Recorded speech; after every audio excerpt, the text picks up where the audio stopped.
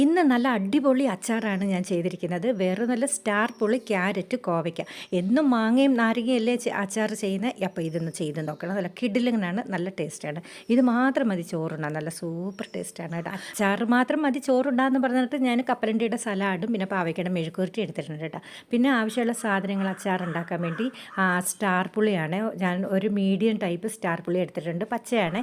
പിന്നെ ചെറിയ ഒരു ടൈപ്പ് ക്യാരറ്റും പിന്നെ 5-6 നല്ല പിഞ്ച് കോവയ്ക്ക എടുത്ത് നല്ലതുപോലെ കഴുകി ചെറുതായിട്ട് അരിഞ്ഞ്, എന്നിട്ട് സ്റ്റാർ പുള്ളിയും കൂടെ അരിഞ്ഞ് ഉപ്പും കൂടിയിട്ട് നല്ലതുപോലെ കണ്ട് കൈ കൊണ്ട് അങ്ങോട്ട് ഞെരടുക. അത്ര അപ്പോൾ പുള്ളിയുടെ ആ രസമൊക്കെ ഇങ്ങോട്ട് ഇറങ്ങി വരും കേട്ടോ.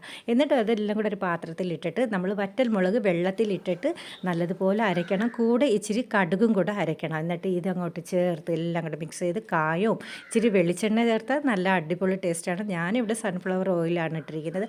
അപ്പോൾ എല്ലാം കൂടെ അങ്ങോട്ട് നല്ലതുപോലെ മിക്സ് ചെയ്ത് അങ്ങോട്ട് ചോറിൻ്റെ കൂടെ കഴിക്കുകയാണെങ്കിൽ നല്ല അടിപൊളി ടേസ്റ്റ്.